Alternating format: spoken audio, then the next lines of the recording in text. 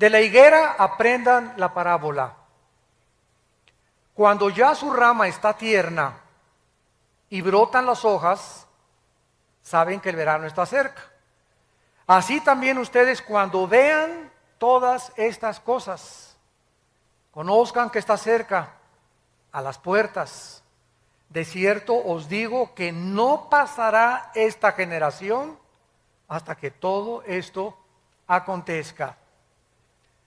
Cristo anteriormente, en el capítulo 24, había enfrentado a los discípulos que estaban inquietos por saber, como nosotros también, como la curiosidad nata del ser humano, cuándo iban a cumplirse las profecías de los últimos tiempos. Le hicieron 3 preguntas en Mateo 24:3. Dinos cuándo serán estas cosas. La primera pregunta. La segunda, ¿qué señal? Danos una señal. Jesús, bueno, que no quieras darnos el día ni la hora, danos una señal. Una señal es algo que apunta hacia algo. Danos una señal, algo que nos pueda decir, pues nos encontramos ya, ¿verdad?, verdaderamente en los últimos tiempos. Y en tercer lugar, danos una señal del fin del mundo. Entonces Jesús comienza a describirles en el capítulo 24 algunos eventos que iban a preceder su segunda venida, muchos de los cuales se han cumplido y se están cumpliendo delante de nuestros ojos. Por ejemplo, el versículo 5 dice: vendrán muchos en mi nombre diciendo, yo soy el Cristo, y a muchos se engañarán. O sea, una de las señales de Jesús es que comenzarían a levantarse falsos mesías. Los más notables han sido Sun Myung Moon, líder de la iglesia, fundador de la iglesia unificada, un coreano que dice que es Cristo; David Koresh, muerto en Waco, Texas; Arifin Mohammed, de Malasia; y últimamente Sergei Torop, de Rusia, que dice que es Cristo, y la gente está en una colina yendo con él y está fundando él el milenio. Aunque nos riamos y parezca una cosa de, bueno, ¿quién puede creer esto? Acordémonos que 85 millones de alemanes le creyeron a Hitler que él era el Mesías y que iba a establecer el tercer Reich de 1000 años. Así que hay seguidores en la vida para todo. Después Cristo continúa diciendo en el versículo 6 que iban a haber guerras y rumores de guerras. No fue hasta el siglo XX, siempre ha habido guerras, pero no fue hasta el siglo XX que tuvimos las primeras 2 guerras mundiales. Y solamente en la Segunda Guerra Mundial, del 39 al 45, hubo más de 50 millones de personas muertas. El siglo XX puede ser clasificado como el siglo de las guerras, de las pestes, de las hambres, de los terremotos jamás antes vistos. Existen muchas señales de la venida de Cristo, así como las hubo de su primera venida. Pero solamente aquí en el siglo XXI, vean ustedes el terremoto de Chile, 9.2 grados, movió 5 centímetros el eje de la Tierra. El terremoto reciente de Japón, que provoca un tsunami que arrasa con 3 o 4 ciudades de Japón, 5 ciudades de Japón, que produce después fuga de material radiactivo, donde posiblemente se movió 3 centímetros más el eje de la Tierra. Al moverse el eje de la Tierra, ¿qué es lo que pasa? Los huracanes comienzan a tener más fuerza, se sube el nivel del mar, por lo que consecuentemente el huracán jala más agua y es más fuerte el huracán y las fuerzas de los vientos. Estamos viendo ataques terroristas por todos lados, terremotos, estamos viendo pestes, tembló en Washington, tembló en el Capitolio, jamás había temblado ahí. Y todas estas cosas, ¿qué cosas son? Son señales que nos están diciendo el mundo está a punto de extinguirse. Vivimos en un planeta con una enfermedad terminal. Los millones de litros de petróleo en el mar han contaminado la fauna marina. Los millones de incendios que ha habido en el mundo y que siguen actualmente propagándose por todos lados, devastando grandes forestaciones de bosque, están acabando con toda la ecología del mundo. Nuestro aire está contaminado, nuestra comida ya tiene que ser comida fabricada o inyectada con hormonas o comida orgánica, porque la comida también está contaminada. Estamos en un mundo que hemos destruido y que está a punto de tratar de abortarnos. El mundo está enfermo, como dice Mateo, como dice Isaías, perdón, capítulo 24. Muy bien. Entonces, así como hubo señales de que Cristo iba a venir en la primera venida, Cristo cuando vino reprendió a los líderes religiosos, porque aunque no se sabía el día ni la hora, ni nadie lo sabrá tampoco el día y la hora, sí es necesario e importante que nos comencemos a alistar cuando veamos las cosas.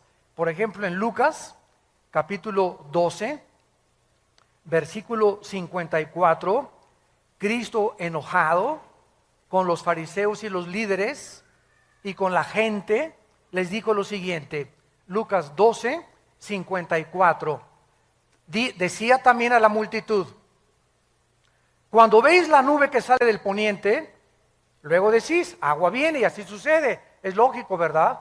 Salimos ahorita a la calle y está todo nublado y aborrascado el cielo. ¿Qué cosa nos muestra?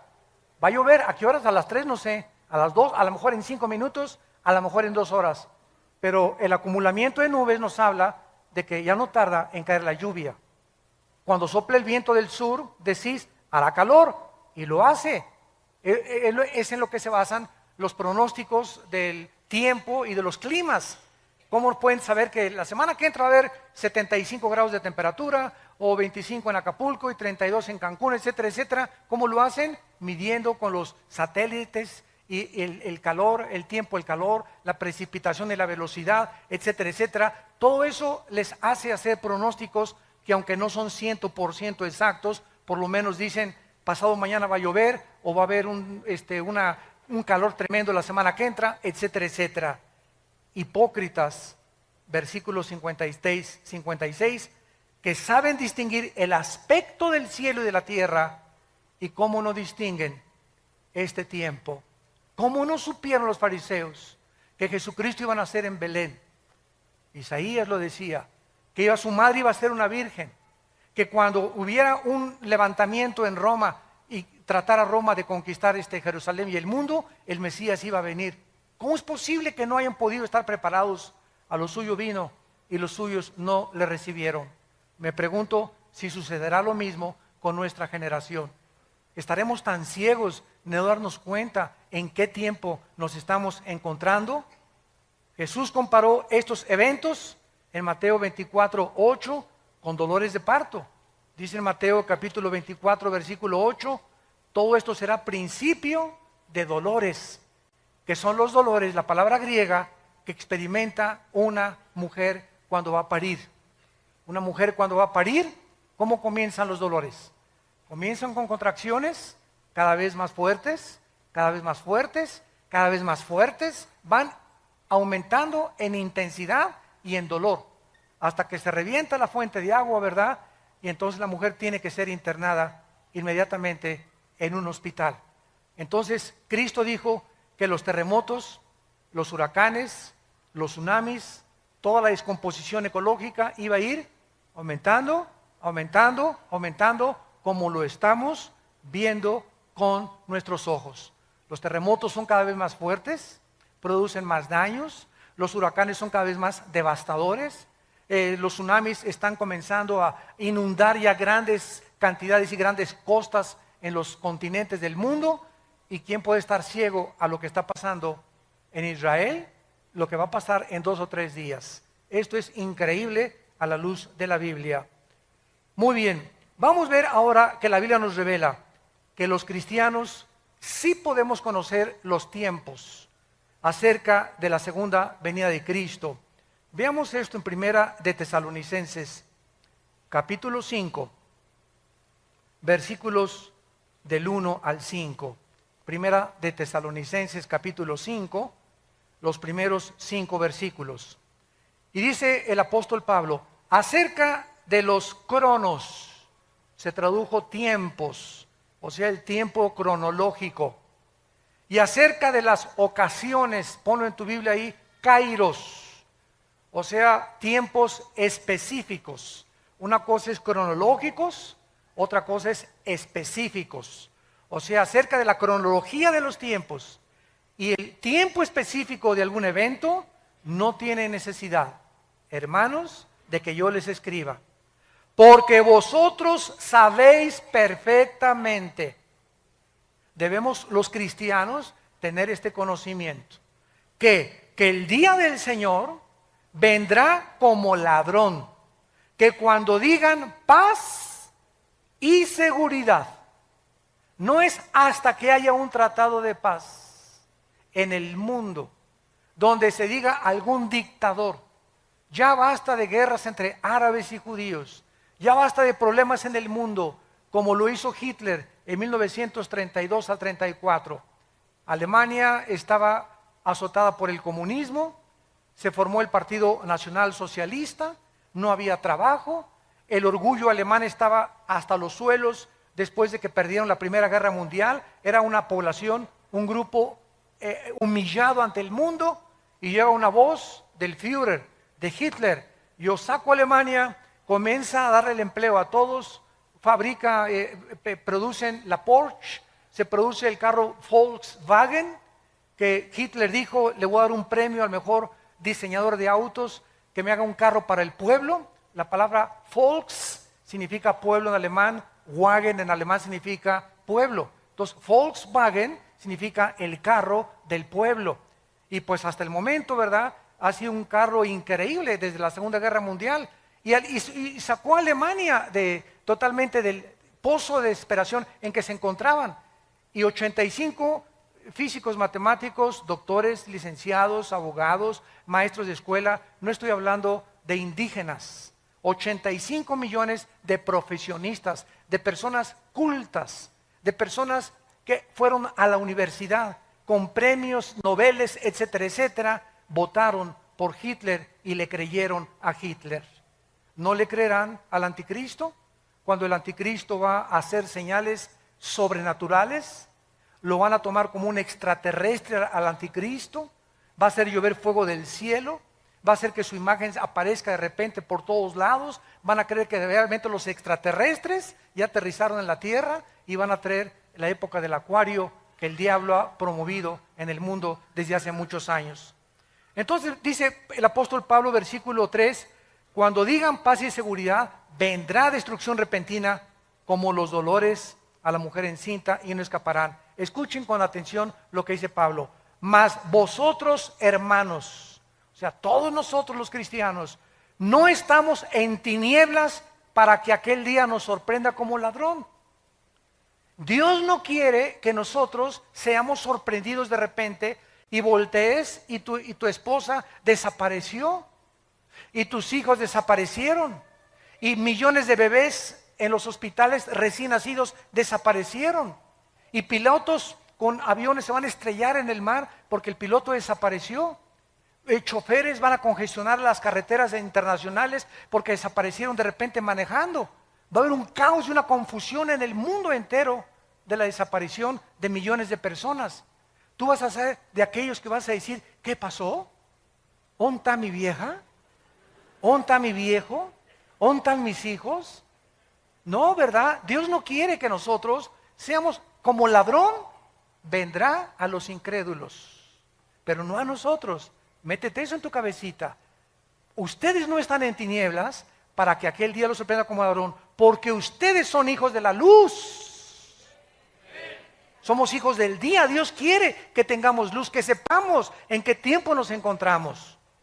No somos de la noche ni las tinieblas, por tanto no durmamos como los demás, sino velemos y seamos sobrios. Es tiempo de que sepas que para esta hora has nacido. Es tiempo de los guerreros de Dios. Es tiempo de tomar la bandera de la verdad y decir: ¿de qué camiseta te pones? ¿De Chivas o América? Imagínate una persona que llega al estadio con la camiseta Chivas aquí y América abajo. Oye, por favor, no, yo soy de los dos. Nadie puede ser así. ¿Eres o no eres de uno o del otro?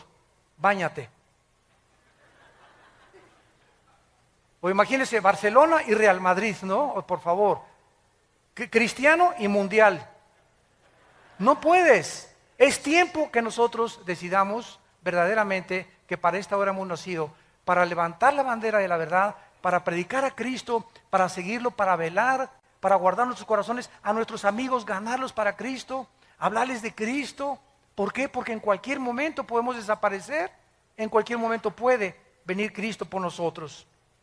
Muy bien, todo lo dicho anteriormente fue en respuesta a la pregunta, ¿qué señal habrá de tu venida y del fin del siglo? Sin embargo, vamos otra vez a Mateo 24, a nuestro pasaje, versículo 32 y 34, que vamos a examinar con lupa. Sin embargo, la señal más importante, síganme con mucho cuidado, más que los terremotos, más que las pestes, más que las hambres, más que cualquier otra cosa, la señal más importante, el termómetro de Dios se encuentra en la nación de Israel. Israel es el termómetro de Dios. Dios escogió un puntito insignificante en el Medio Oriente, comparado con las 22 multimillonarias naciones árabes que rodean a Israel. Un puntito insignificante. Los judíos no son mejores que los mexicanos, ni que los árabes, ni que los palestinos, ni que los rusos. Dios en su soberanía escogió solamente un punto geográfico para que ahí se centraran las principales profecías de la historia. Para que de ese punto geográfico saliera la Biblia. Para que de ese puntito geográfico naciera el Mesías, el Hijo de Dios. Y si hubiera escogido México, los ingleses hubieran dicho, ¿y por qué no nosotros? Y si hubieran escogido a Francia, ¿y por qué no los alemanes? La cuestión es que a Dios le dio la gana, no te iba a preguntar a ti ni a mí, a escoger un punto geográfico y una nación, y Él escogió Israel. ¿Y quién va a contradecir a Dios? ¿Por qué escogiste Israel? Vuelvo a repetir, no fue porque fueran mejores porque se los dijo en Deuteronomio 7, sino porque los amé y porque quiero que mis profecías se cumplan a través de ustedes. Entonces Dios escoge Israel y desde 1948, 14 de mayo de 1948, el Estado libre, independiente y soberano de Israel, ante los ojos estupefactos del mundo entero, se constituye como una nación en un día. Cumpliendo la profecía de Isaías 66, ¿podrá nacer una nación en un día? Pues ha sido Israel la única de la historia.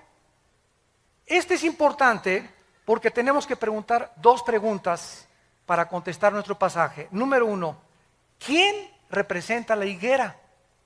Porque dice el pasaje, Mateo 24:32, de la higuera aprendan la parábola. Cuando su rama está tierna y brotan las hojas, sepan que el verano está cerca. Y la segunda pregunta que tenemos que contestar es, ¿cuánto tiempo involucra una generación? Si podemos descifrar estas dos claves, ¿quién es la higuera y cuántos años constituyen una generación a los ojos de Dios en la Biblia? Tenemos bastante información para darnos cuenta que nos encontramos en esa generación, que no pasará hasta que todo acontezca. Sigamos leyendo y sigamos estudiando. Vamos a ver en primer lugar en Oseas, en el Antiguo Testamento, que en el Antiguo Testamento la nación de Israel representa o está representada por dos árboles. Uno es la vid, que produce uvas, o la viña, y otro la higuera, que produce higos. Dice en Oseas 9, versículo 10. ¿Ya lo tienen? Como uvas en el desierto, hallé a Israel. Como la fruta temprana de la higuera, en su principio vi a vuestros padres. Aquí Cristo compara con dos árboles a Israel, con la vid y con la higuera. Pero es interesante, ¿verdad?, que la higuera es la última planta del año en florecer. Hay 3 árboles en la Biblia. El olivo, que representa las bendiciones. Dice en Romanos 11 que fuimos injertados en el olivo. Nosotros somos el olivo silvestre, el olivo original es de Israel. El olivo representa las bendiciones que vienen con el Espíritu Santo. La vid representa el sistema religioso, la viña. Isaías 5, planté una vid y vine a buscar fruto y no la encontré. Y esta misma parábola de Isaías 5, representando la vid, Cristo dice cuando vio la higuera, la maldijo, que era una profecía más adelante de que Israel atraería la maldición sobre sus vidas por haber rechazado al Mesías. Y en tercer lugar, la higuera representa la resurrección nacional de Israel. Entonces tenemos el olivo, tenemos la vid y tenemos la higuera. Pero cuando Cristo de los 3 árboles escoge la higuera para decirnos cuando reverdezca, cuando resucite, cuando otra vez ante los ojos del mundo Israel vuelva a levantarse después de más de 2000 años de que no tenían patria, gobierno ni sistema religioso, sepan que se acerca el verano. Quiero decirles con más exactitud que esta generación no pasará hasta que se cumplan todas estas cosas. Vemos también en Lucas capítulo 13 acerca de la higuera que Cristo nos está describiendo. Dice Lucas 13, versículo del 6 al 9. Dijo también esta parábola: tenía un hombre una higuera plantada en su viña y vino a buscar fruto en ella y no lo halló.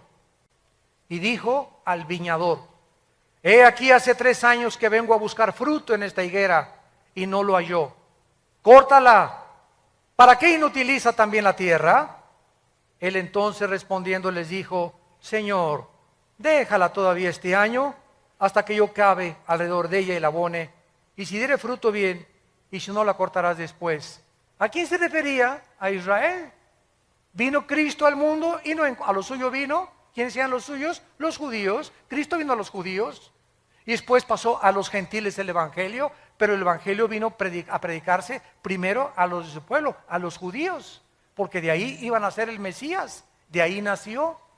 Entonces Cristo no encontró fruto y lo compara con un árbol, por eso se llama parábola, porque es una verdad espiritual ilustrada con una verdad o con la ecología o con los árboles, los pájaros, las plantas.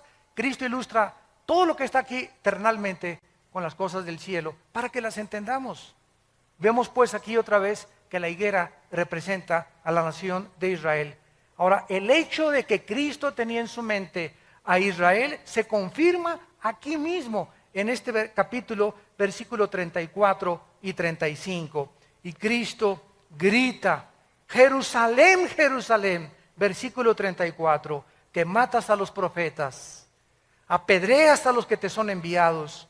¿Cuántas veces quise juntar a tus hijos como la gallina a sus polluelos debajo de sus alas y no quisiste? Vean ustedes la maldición.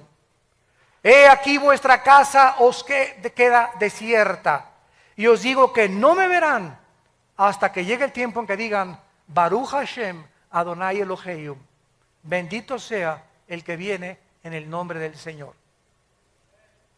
¿Va a decir lo mismo? Esto lo dijo como una nación, Dios lo va a decir como contigo.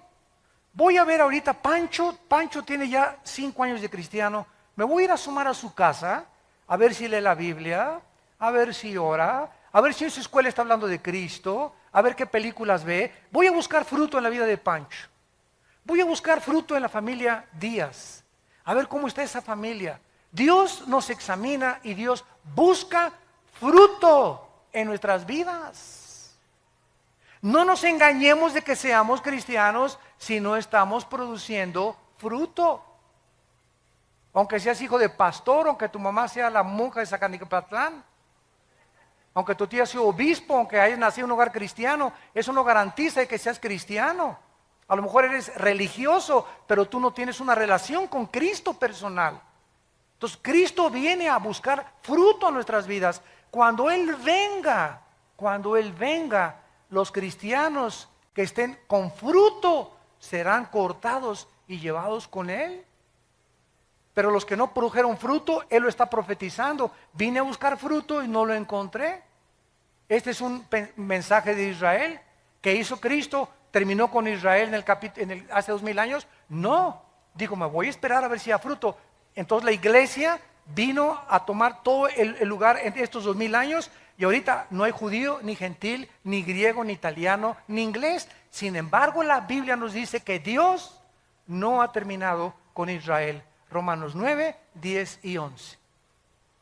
No ha terminado con Israel. Una cosa es la salvación individual, otra cosa son las profecías nacionales. Israel se va a convertir en el trono de Dios. La nueva Jerusalén va a descender sobre la tierra de Israel. Ahí va a estar los cuarteles generales del universo. Dios habita ahorita en el tercer cielo. La Biblia dice que Dios va a dejar el tercer cielo. El Padre, estoy hablando, no el Hijo. El Padre va a dejar el tercer cielo y va a bajar a la tierra, en Israel, en Jerusalén, a poner su trono. ¡Qué maravilloso! Va a cambiar su trono de arriba a estar aquí con nosotros. El Dios y Padre del universo. Y nosotros a su alrededor reinando con los siglos por Él. Vemos pues entonces claramente, ¿verdad?, acerca de esto. Ahora dice el capítulo 21 de Mateo, versículos 18 y 19, Mateo 21, 18 y 19, la maldición de la higuera. Por la mañana, volviendo a la ciudad, tuvo hambre y viendo una higuera, está hablando de Jesús, cerca del camino vino a ella. Y no halló nada, sino hojas solamente. Y le dijo, nunca jamás nazca de ti fruto. Y luego se secó la higuera. Viendo los discípulos que se han maravillado, ¿cómo es que se secó enseguida la higuera?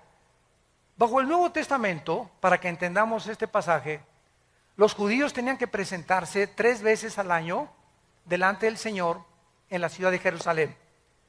Jesús mismo vino a la ciudad de Jerusalén, vía Jericó, porque era el camino que siempre tomaba Cristo para llegar a Jericó, y en varias ocasiones fue a Jerusalén Cristo para celebrar, ¿se acuerdan las bodas de Caná, los tabernáculos, el Yom Kippur? Lo vino a celebrar Cristo en Jerusalén. Uno de esos días en que Cristo iba a Jerusalén, se encontró con la higuera, que sin duda en los viajes anteriores la había visto. Pregunta, ¿por qué no la maldijo antes, verdad? Lo vamos a ver. Pero el día precisamente en que él maldijo la higuera fue el día de su entrada triunfal a Jerusalén, cuando observó que no tenía fruto.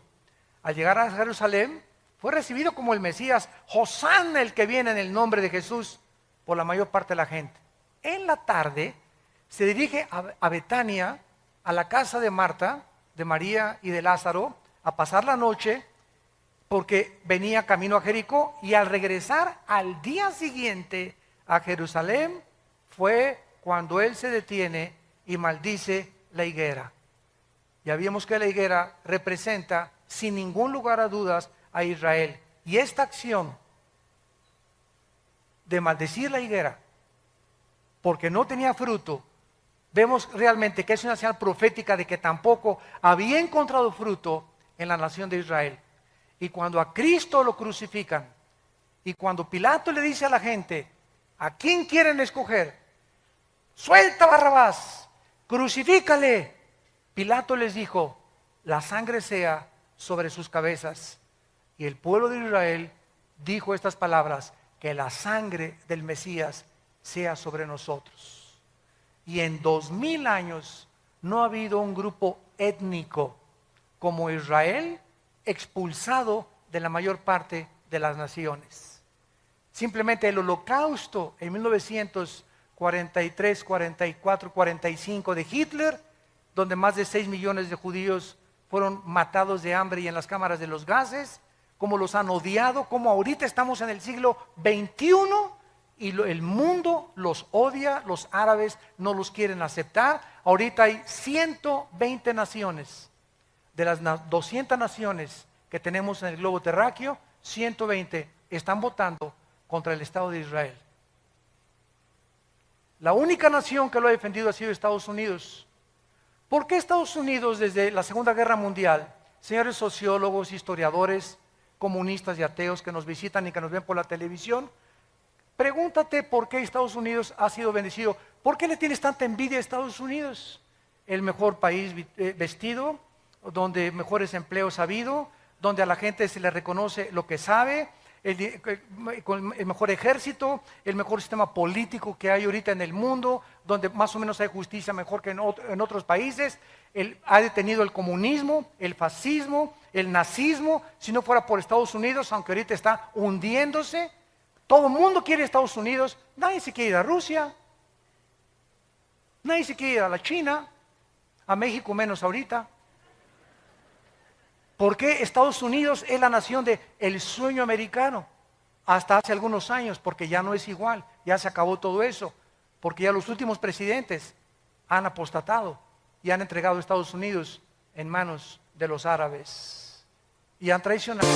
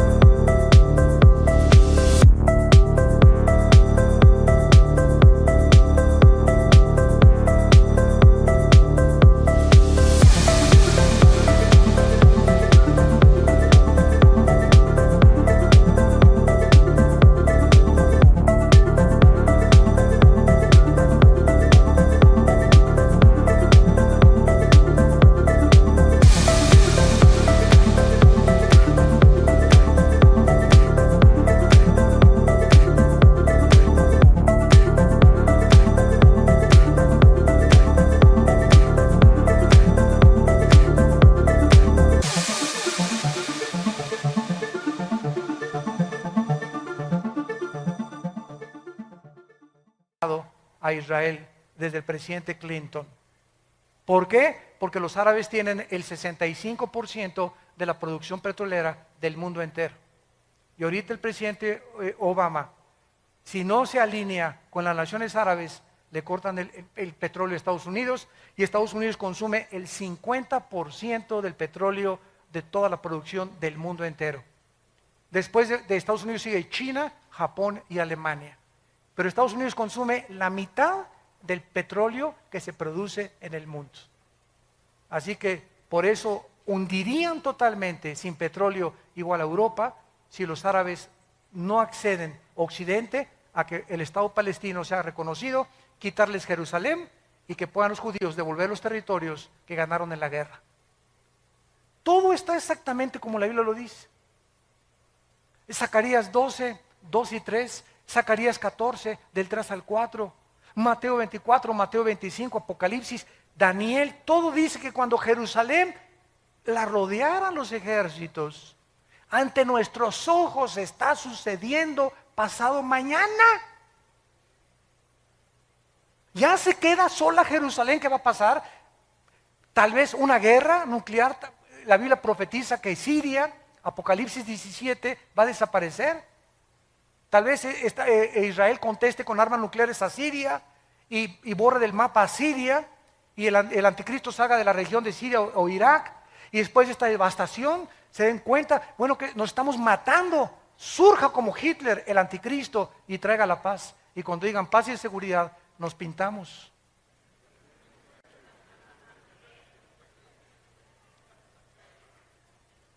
Todo está sucediendo exactamente como la Biblia lo determinó.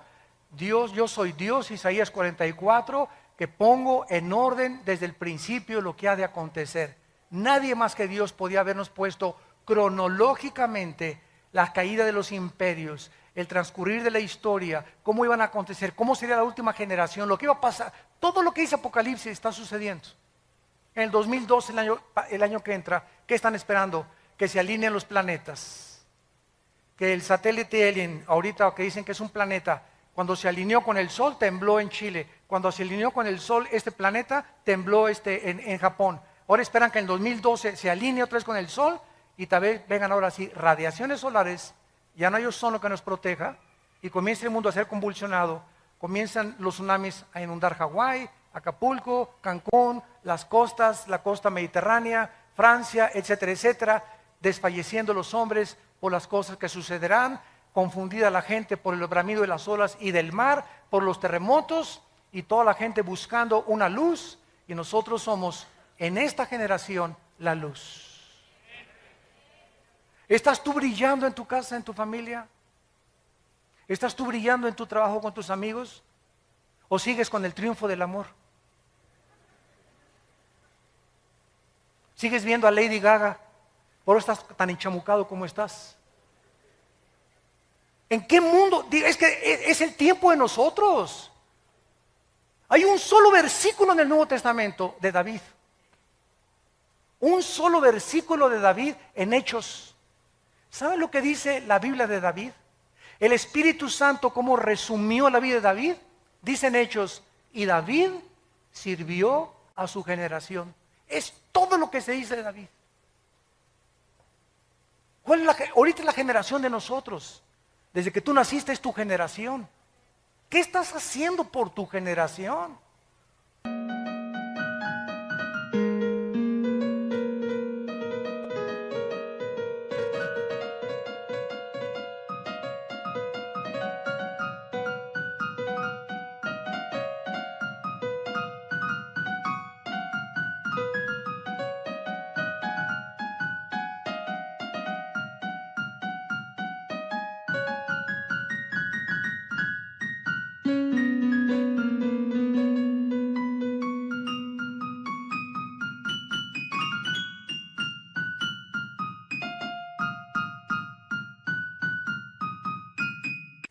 Los años así pasan. Y no te has decidido todavía a hablar de Jesús, a entregar tus bienes a Jesús, a seguir a Jesucristo, a hablar de Cristo, a santificar tu vida, a limpiar tu vida sexualmente.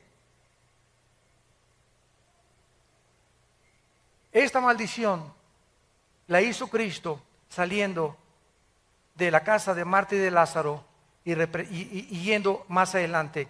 Con todos los antecedentes podemos ver claramente, ¿verdad?, que las señales que Jesús dio durante todo su sermón, el Monte de los Olivos, era para que aprendieran claramente que Israel estaba a punto de ser destruida. En el año 70, los romanos llegaron con el general Tito y no dejaron piedra sobre piedra. Cuando Cristo vivió, ¿saben cuál era el objeto de los fariseos? Construir edificios y templos.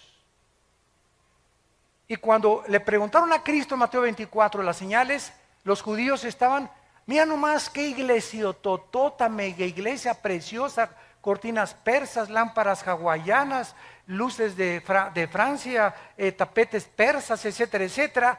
Y Cristo dijo, ustedes ahorita se gozan en edificios, yo les diré que no quedará piedra sobre piedra Y cuando vino Roma y arrasó con Jerusalén, ¿dónde quedaron sus supuestos templos e iglesias hechos pedazos? ¿Quiénes sobrevivieron? Las almas de los hombres. ¿Y nuestra generación es diferente? No, nuestra generación es exactamente igual. Ahora estamos tratando de hacer megas construcciones de 20, 30 millones de dólares, cuando Dios no nos mandó a construir edificios, nos mandó a predicar el Evangelio de Jesucristo. Ya si Dios nos quiere regalar, y si alguien me dice, te regalo 15 millones de dólares para que hagas un edificio, una iglesia, gloria a Dios. Pero a la iglesia no la vamos a meter en drogas, ni obligar, ni a presionar. Den y den y den y den. Les decimos, den para las misiones, para mandar misioneros, para sostener más pastores. Nunca hemos pedido para la construcción. Y hasta ahorita Vida Nueva para el Mundo no tiene, ni es dueña de ningún edificio en el mundo entero. No somos dueños de nada. Y así hemos sobrevivido y estamos en más de 70 naciones, sosteniendo a más de 15 misioneros y pastores en el mundo.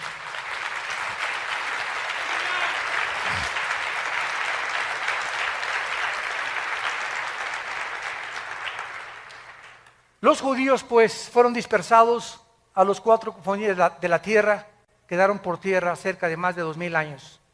Además la maldición se aplicó a la tierra, porque cuando regresaron en el 48 los judíos, era un desierto Israel, era un desierto.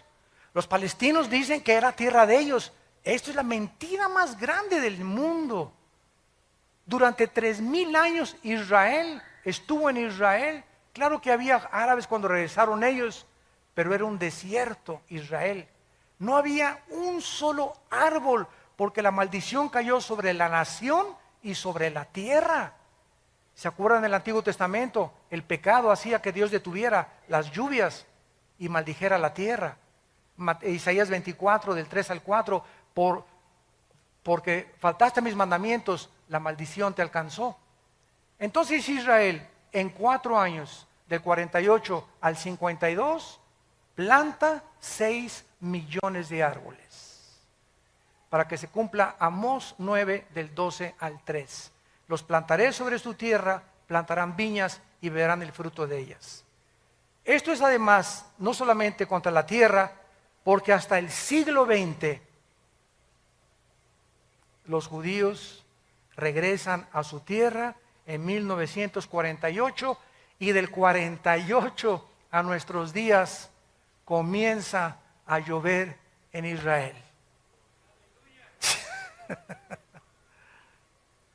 Comenzaron las lluvias de 1948 a nuestros días. De esta manera, después de tantos siglos, tanto como se profetizó, Israel se convierte en el 48. Entonces ahora podemos saber que el año 48 es el patrón con el cual podemos medir una generación.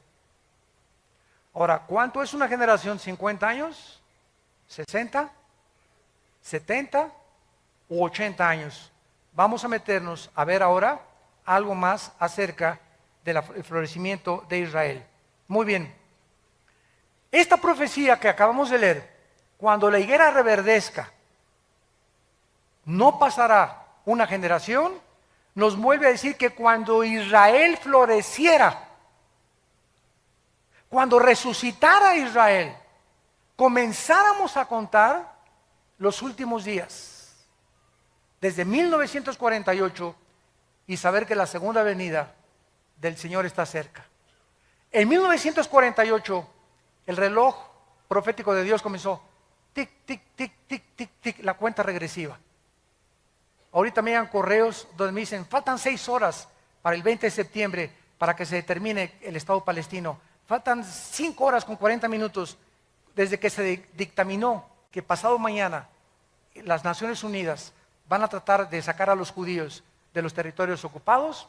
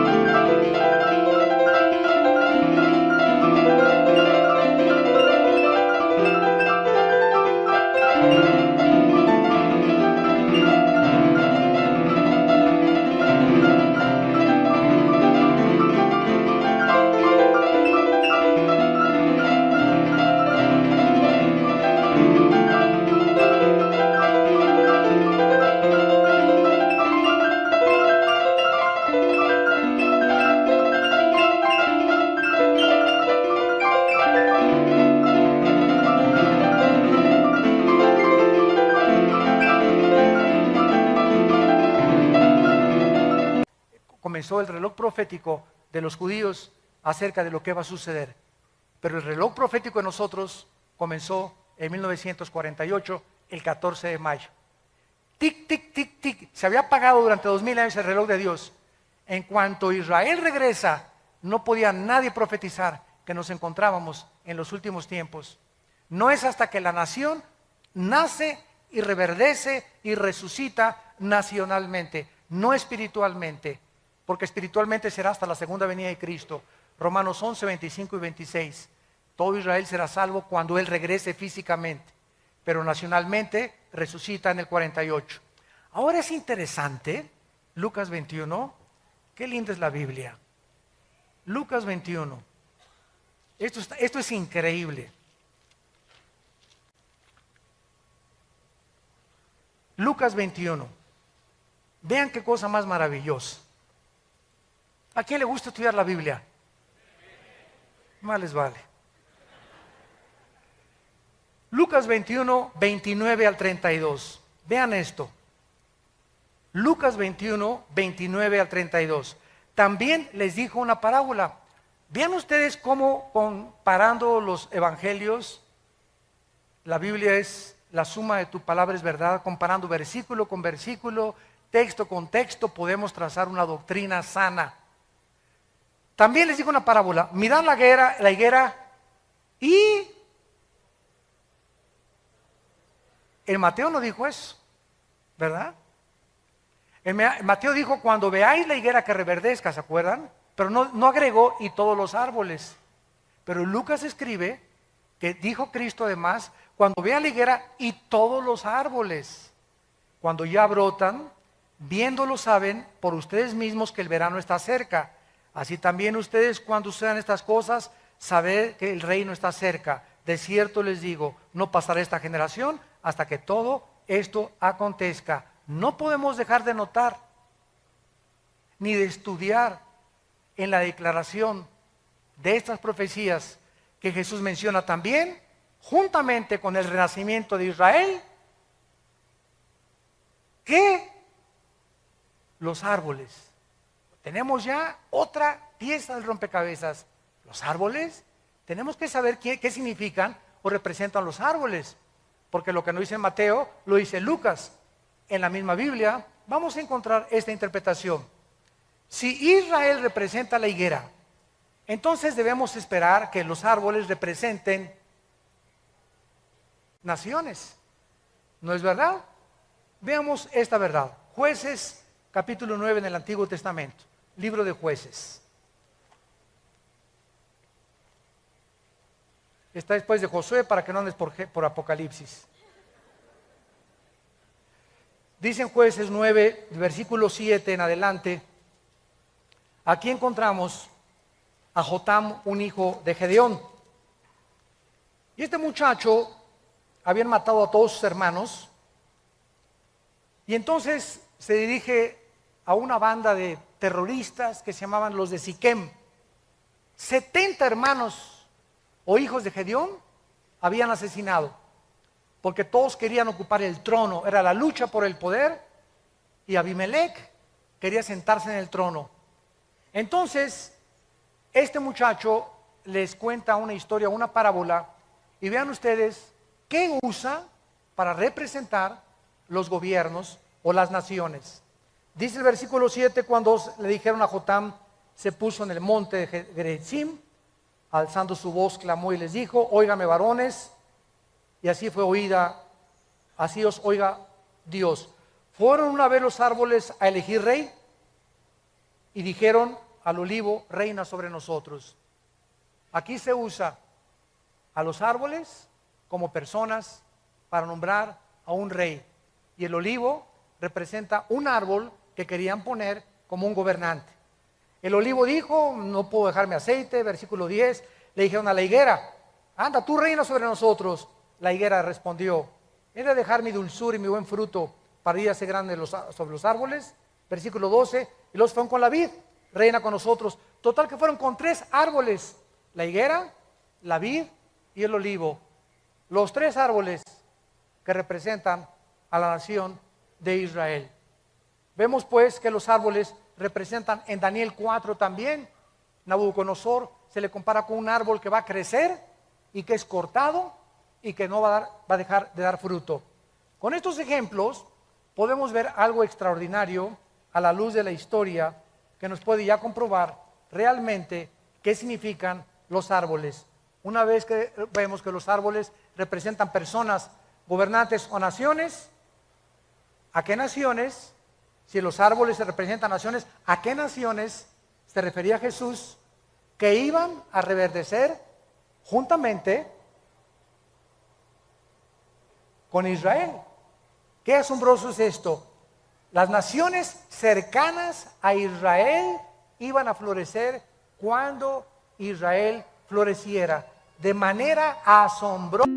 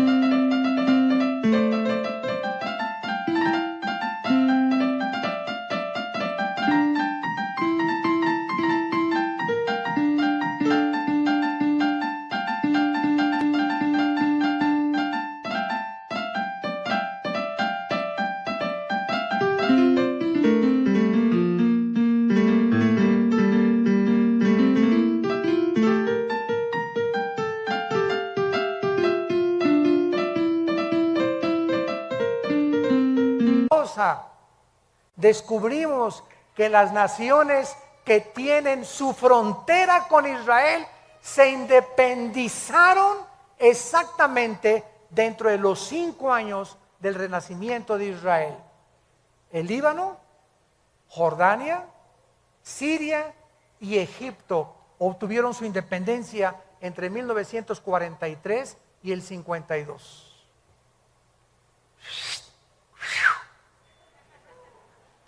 Escuchen esto, todavía falta. Líbano, después de la Primera Guerra Mundial, Francia obtuvo el mandato de Siria, que era la antigua porción del Imperio Otomano o de los persas. Francia superó la región del Líbano en 1920 y en el 43 Líbano florece como nación independiente. Jordania, después de la Primera Guerra Mundial, la disolución del Imperio Otomano, Inglaterra recibe el mandato de gobernar la mayoría del Medio Oriente. La Gran Bretaña separa la región autónoma de Transjordania en 1920 y Jordania se independiza en 1946 y adopta el nombre de Jordania hasta 1950. Siria administra esta región Francia después de la guerra y Siria se independiza en el 46 también, exactamente cuando se independizó Jordania. Egipto obtiene su independencia y soberanía con el derrocamiento de la monarquía británica en 1952. Estas naciones, al igual que Israel, no existían independientes hasta después de 1943. Y esto fue simplemente eran parte del Imperio Otomano, parte del Imperio Británico o colonias de Francia. Su nacimiento alrededor de Israel en el 48 nos muestra de manera asombrosa que eran las naciones a las cuales Cristo profetizó, que no es coincidencia que en ese tiempo de 5 años se independizaron todas las naciones que tienen su frontera con Israel. ¿Es la Biblia la palabra de Dios? ¿No es maravilloso que nosotros podamos saber claramente todo lo que está pasando en el mundo? Y terminamos con la generación. La es Israel, las naciones, las que tienen su frontera con Israel, que se independizaron. Ahora tratemos de ver cuánto es una generación a la luz de la Biblia. La palabra generación, dor, en el hebreo, se tradujo al griego genea, de donde viene la palabra genealogía, de donde viene la palabra genes. Nuestros genes también vienen de ahí. Y esta palabra significa una época o una generación de personas o un periodo particular de vida desde el nacimiento hasta que morimos. Vean ustedes el Salmo 78, versículo 8. Salmo 78, versículo 8. Y no sean como sus padres, generación contumaz y rebelde, generación que no dispuso su corazón, ni fue fiel para con Dios su espíritu. Israel nació el 80% de la gente de Egipto cuando tenían 40 años. Más 40 en el desierto. 80 años. Muy bien. ¿Son 80 años una generación realmente? Bueno, vamos a ver que si representa a un grupo de gente que nace y muere dentro del mismo periodo de tiempo, se le llama una generación. Salmo 90, versículo 10, nos saca de dudas. Los días de nuestra edad son 70 años. En los más robustos, los que no comen papitas ni Coca-Cola, y van a llegar a los 80 años con toda su fortaleza, es molestia y trabajo. Escuchen esto, amados hermanos santos de Dios. De acuerdo al libro de Hechos Mundiales de la CIA, World Fact Book, mayo del 2010, el promedio más largo de vida de los seres humanos en el 2009 fue de 84 años en Macao. 84 años fue el promedio más elevado de vida en el 2010. Suiza ocupó el 10º lugar con 80 años de edad. Israel el 12º lugar con 80 años, punto 73. Estados Unidos el 49º lugar con 78 años de edad. Guatemala el 143º con 70 años de edad. La mayor parte de los seres humanos, o sea, de acuerdo a estas estadísticas, el 82.5% vive en un promedio de 60 años. No pasas del sesentón. El 82% de la humanidad no va a pasar de los 60. ¡Qué increíble es esto! Y solo un 9.8% de toda la humanidad alcanza los 80.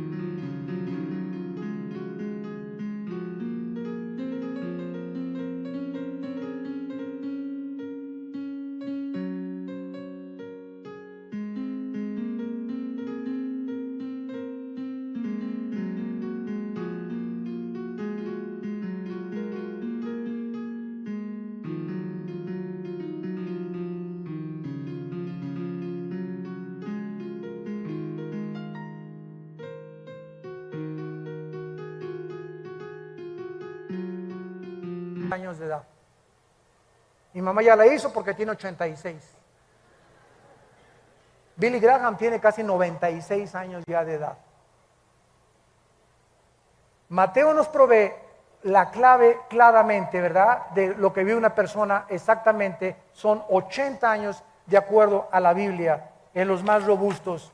Ahora, 1948 más 80, 2028. ¿Ok?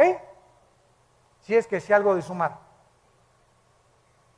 Si el 2028 más o menos, sin que sepamos el día y la hora, fuera la segunda venida de Cristo, tendríamos que restarle 7 años de la tribulación, ¿no? ¿Cuánto nos da? 2021. O sea, estamos en el 2011. ¿Cuántos años nos quedan?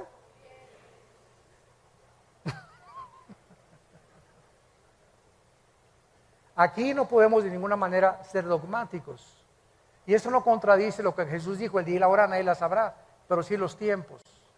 Yo no sé si será el rapto en el 2002 o en el 15. Yo siempre he dicho que no pasábamos del 15, según cálculos, y que nos libre Dios de poner una fecha, porque seríamos falsos profetas.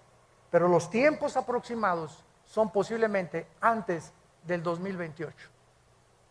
Si la generación de los 80 años se cumple de acuerdo a la Biblia. Pues en el 20, en el 19, en el 16, en el 23, por favor no digan, el hermano Disney dijo. Me meten en problemas. Que quede bien claro lo que estamos diciendo. Y sabe una cosa, que cuando yo leí esto, se me estremeció la piel. Le dije, Señor, ¿realmente nos estás diciendo que nos quedan 10 años, 12 años más de vida tal vez? ¿Será posible esto? Y bueno, lo vamos a ir viendo con lo que siga pasando el año que entra, etcétera, etcétera. Lo único que sé yo es que llegó la hora para la cual nacimos. Y que si estas cosas han de suceder, ¿cómo no debemos de vivir una vida pía, santa y piadosa? Entregándonos cada vez más al Señor, buscando más su voluntad y dejándonos ya de vanidades ilusorias. Y entendamos para qué nacimos. Y sepamos que lo que más le interesa a Dios es que lo conozcamos.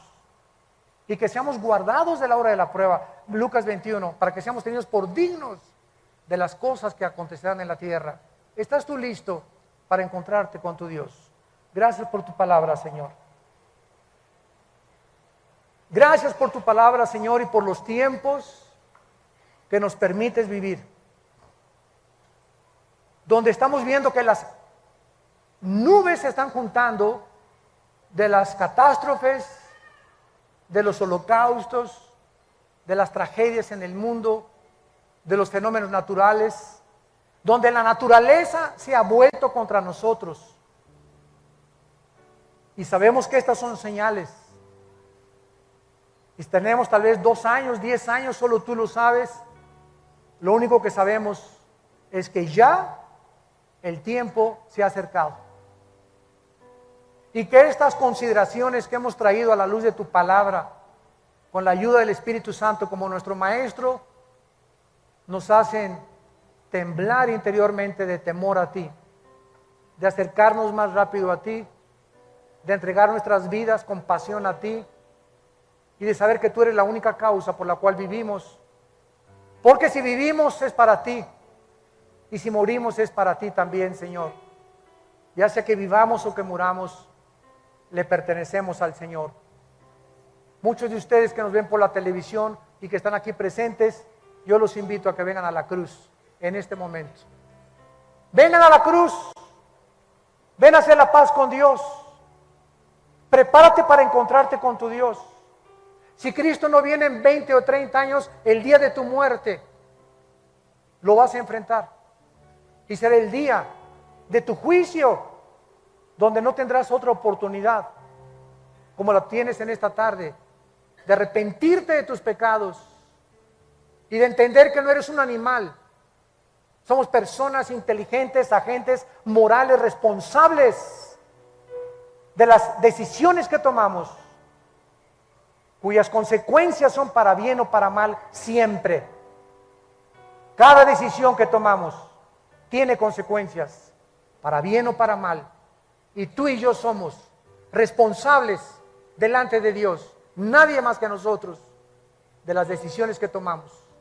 Ven a Cristo, toma esta decisión en tu corazón hoy, y ahí desde tu lugar dile: Señor mío y Dios mío, he oído tu voz profética a través de la Biblia y me arrepiento de mis pecados. No quiero que me sorprenda como un ladrón de repente y desprevenido tu venida. Quiero estar preparado, Señor. No quiero perderme galardones. No quiero ser avergonzado delante de tus ojos cuando tú vengas por mí. Te pido que entres a mi corazón. Te recibo porque creo que en la cruz pagaste con tu sangre por mis pecados, que a los 3 días resucitaste de los muertos y que vienes pronto por mi vida para reinar contigo eternamente.